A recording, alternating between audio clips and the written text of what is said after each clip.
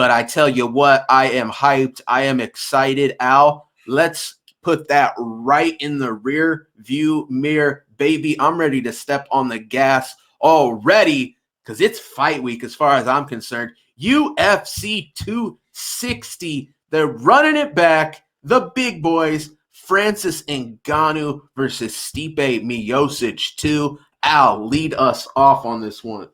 Yeah, so we've done this twice already.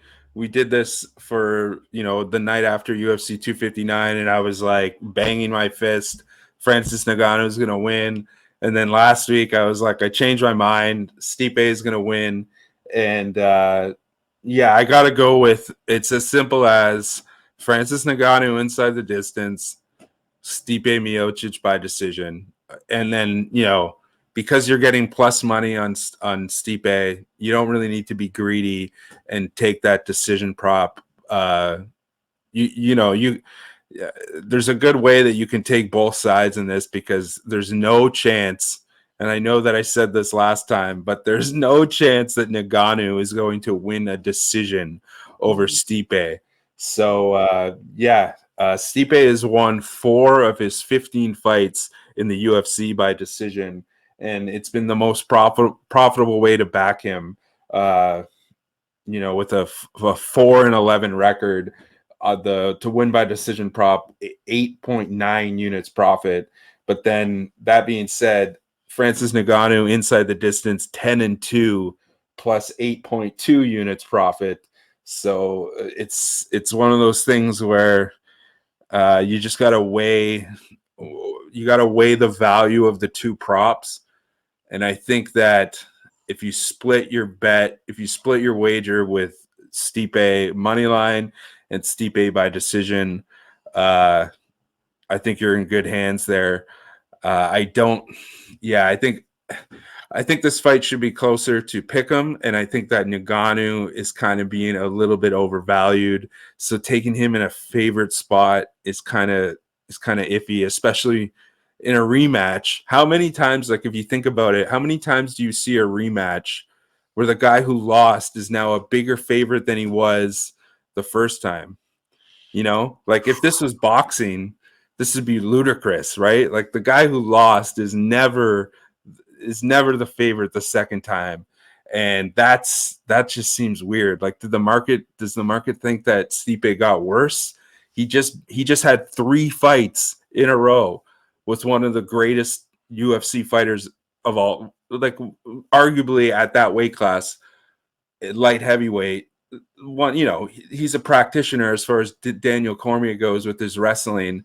And I'm sure that Stipe learned a heck of a lot in those 3 back-to-back fights with Daniel Cormier. I think he's gonna be able. He's got the tools to stay out of that punching range of Ngannou. And you hear in these promos that everybody's saying like he's a changed fighter, he's a different fighter. There's no evidence whatsoever that Francis Ngannou is a different fighter. And I'm not going to bet on hopes and dreams, right? I'm going to bet on what I've seen. I'm going to bet on the evidence. So it's the same type of thing with like what we were talking about with McGregor, right? There's no evidence that he's gotten better. There's just the perception. And that's what's happening here with Ngannou is there's perception that Ngannou has gotten a lot better than the first time, but we've seen less than I think a minute or like a minute 16 seconds combined since their last fight. Or sorry, no, that's not true because he fought Lewis. He fought Lewis after he fought Stipe. To a decision. But even then, that was a terrible loss. So so I think you got to go Stipe. I think Stipe is the way to go. Yeah, well, I tell you what, man, I still haven't made up my mind. This is. It's really an insane fight, dude, and I'm not sure who I'm going with yet. Unfortunately, we found out literally just a few hours ago. This is probably going to be news to a couple people. I mean, unless you were really paying attention during the event, we did lose the co-main event: Brian Ortega versus Volkanovski. Super unfortunate, man. Another really exciting and really tough matchup, And I kind of said that. I felt like the X factor was Ortega coming off that big layoff. He looked so good against Zombie. It was really tough to gauge, where is he at? How good is this kid? Unfortunately, we are not going to find out a week from tonight. I would imagine we see it rebooked. Maybe they slide it into UFC 261. It's a COVID protocol, so it shouldn't take long. And honestly, I wouldn't be surprised if this was like a false positive and Volkanovski's like cleared within a week to fight. So unfortunately, we lost that one. Looks like a fight might be sliding into that co-main, and it's one that you've already touched on before, man. And you got a little wild and crazy with it, but I got to be honest, man. I'm so with you. Vicente Luque, Tyron Woodley. We've already talked about that, right? There's not much to say there. We're both on the Vicente Luque side. My man Al Mack is waving the Vicente Luque flag from the mountaintop and is ready to plant that flag right into a big max bet. I love it though, Al. I love the passion. I love the put his money where his mouth is, folks. We're not kidding you around here. Al says he's going for it. He's going for it. So it's gonna be a great fight. I'm absolutely gonna have something on Vicente Luque as well. I just think Tyron Woodley's so shot, stylistically speaking. Vicente Luque, an aggressive guy that comes forward. Tyron Woodley's gonna have to. He needs to hit up whatever the guy hit up Michael J. Fox. See if he can find that Back to the Future car, because dude's going to have to go find like the 2013 version of Tyron Woodley, maybe that 2015 at the absolute latest to win this fight. I just don't see a throwback performance in the cards. The dude, don't get me wrong, Tyron Woodley has fought ultra high-level competition.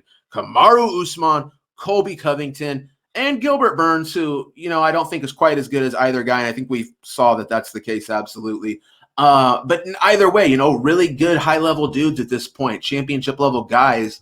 Is Vicente Luque at that level? I'm going to say no, but is he still at a level that I think we've just seen Woodley decline steadily past? I think probably. So I'm going to tell you right now, the pick is Vicente Luque. I really don't need to think about it. Here's a very good matchup, though. Thomas Almeida versus Sean O'Malley. Man, I don't know what to think about this one. O'Malley coming off that first loss of his career. We got some question marks with this kid. He was ultra impressive up to that point. It hurts the foot or the ankle against Chito Vera, then ends up eating some gnarly elbows off the mat, kind of got his head bounced like a basketball, seemed to go out and then kind of almost woken up, but either way, the fight was stopped.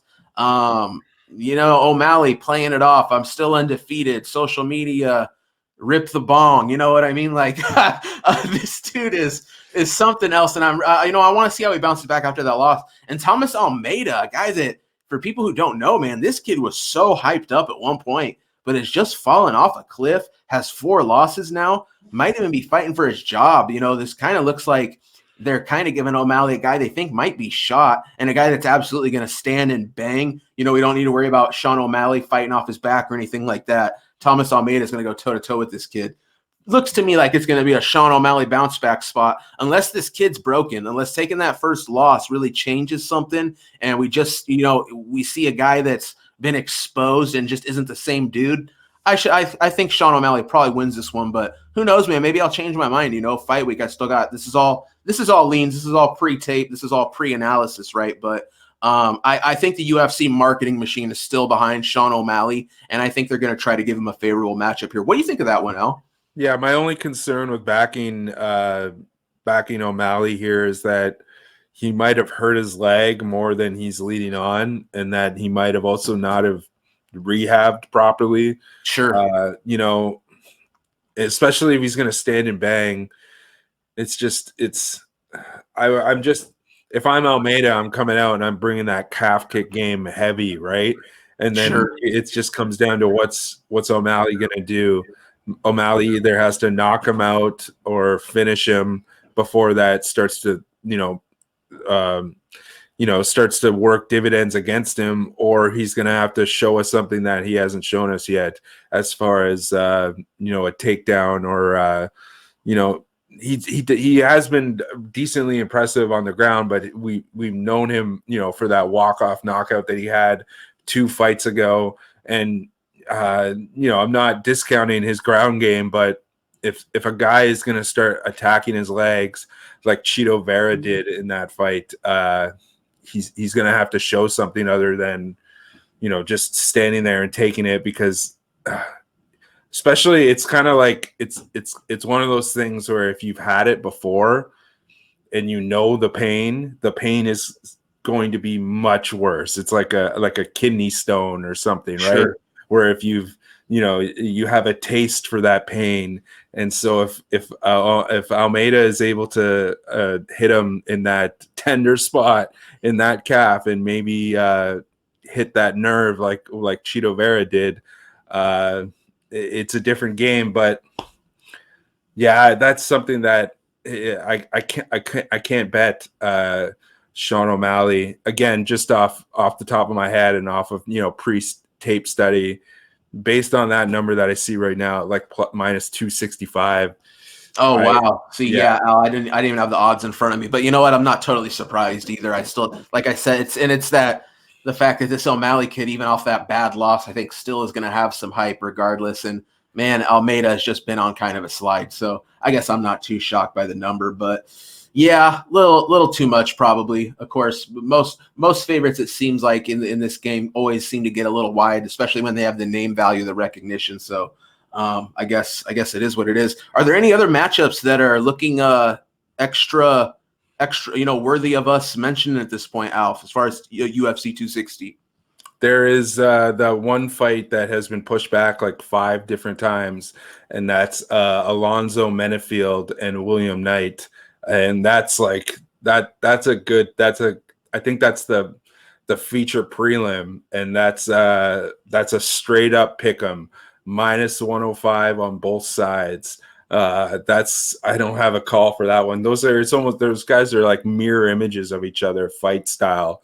So that's gonna be I feel like that's one of those ones where the totals haven't come out yet, but that's one of those ones where the whole market is going to be super heavy on the under 1.5. Oh yeah. And you might have them standing at each other for a good 4 minutes before we see any action. So fight starts round 2 and over 1.5, I think, are my first looks on a fight like that, where the market's going to be heavy on the under in that, because everyone's going to think that there's going to be a quick finish.